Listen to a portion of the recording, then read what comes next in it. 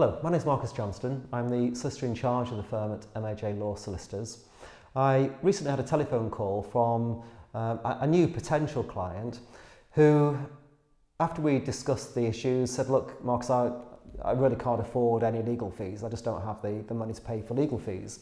He was facing potential disqualification as a totter. He was totting up on penalty points and faced a 6-month disqualification. As you may well know, anybody who accumulates 12 or more penalty points within a 3-year period is liable to a totting up disqualification, which is usually 6 months. It's quite a severe penalty.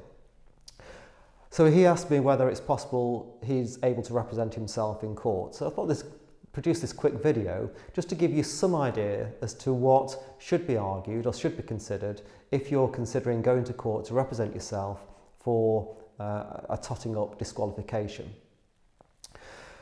Of course, you are entitled to represent yourself in court, and that goes for any kind of legal case. You don't have to use solicitors. Whether it's desirable or not is a different matter. But if there's no other option for you, then of course go to court and explain your situation. So if you feel that you are going to sustain exceptional hardship, you can ask the court not to disqualify you on the basis that it would cause exceptional hardship for yourself or to another person. And generally the way I approach it is to consider personal reasons and to consider business reasons. So personal reasons might be that you're asking the court not to disqualify you because you have to drive your children to school, and that school is several miles away, or you have 2 children that go to schools in different directions. Their age means they cannot take the public transport themselves. There's no school bus that takes them there. It could be any kind of reason as to why you simply cannot get the kids to school. It might be that there is a particular disability of your children, or an illness, or some mental incapacity, some reason, again, why you need to take your children to school. It's not good enough to say, well, they don't like taking public transport, or if you've got a 15-year-old who would be inconvenienced a little bit by having to take the bus. That's not going to cut it with the court. It's got to be something that takes it more extreme. It might be relatives you've got to take to hospital appointments. It might be that there is a need to take your elderly mother, father, relative to the GP on regular appointments or to hospital visits where you need to drive. It might be that you live miles from anywhere and there isn't any public transport. So looking at your family reasons might convince the court that you would suffer exceptional hardship, or a family member would suffer exceptional hardship. It is important to note that the courts are more likely to grant exceptional hardship if the hardship is felt by another person. So if it's your children who would suffer the exceptional hardship, or your wife or husband or elderly father because you were not able to get them to hospital appointments, the court is more sympathetic to that rather than if the hardship is going to be incurred by yourself personally. So consider all the personal reasons as one category. The second category is to consider the business reasons. Will you lose your job is a strong argument if you're going to lose your employment.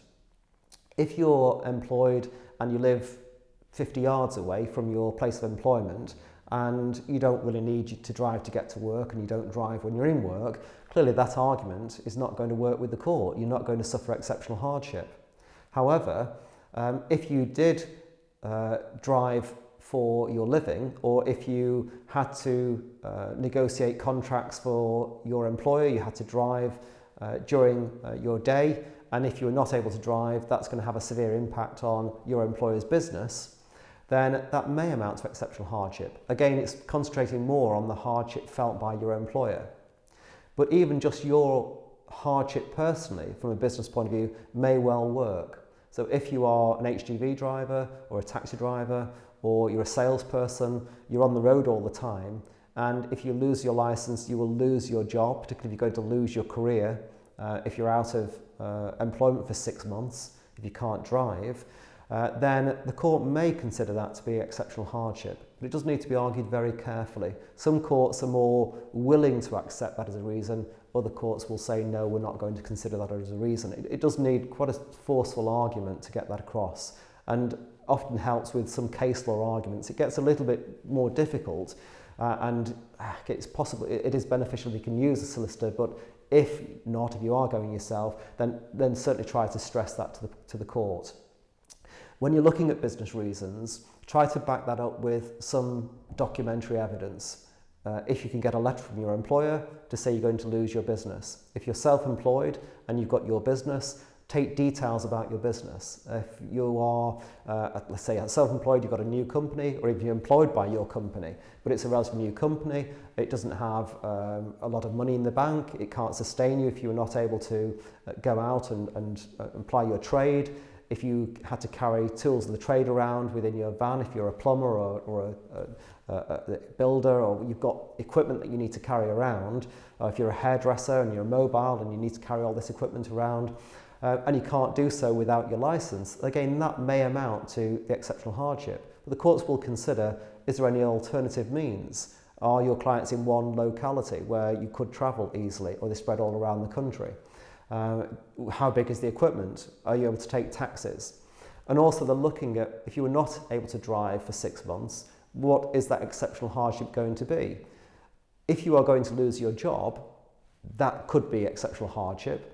But as a knock-on from that, if you've got no income, backed up by bank statements to prove you've not got savings, and therefore you're not able to pay your rent, or you're not able to pay your mortgage, and therefore you might lose your house if you can't pay your utility bills. If you have a car loan and the car is therefore going to be, well, could it be repossessed? But you know what I mean. If you're at risk of incurring lots of penalties, or having any assets seized from you, or having bailiffs coming around, this all adds to the argument that you'll suffer exceptional hardship. But try to have everything documented before you go to court.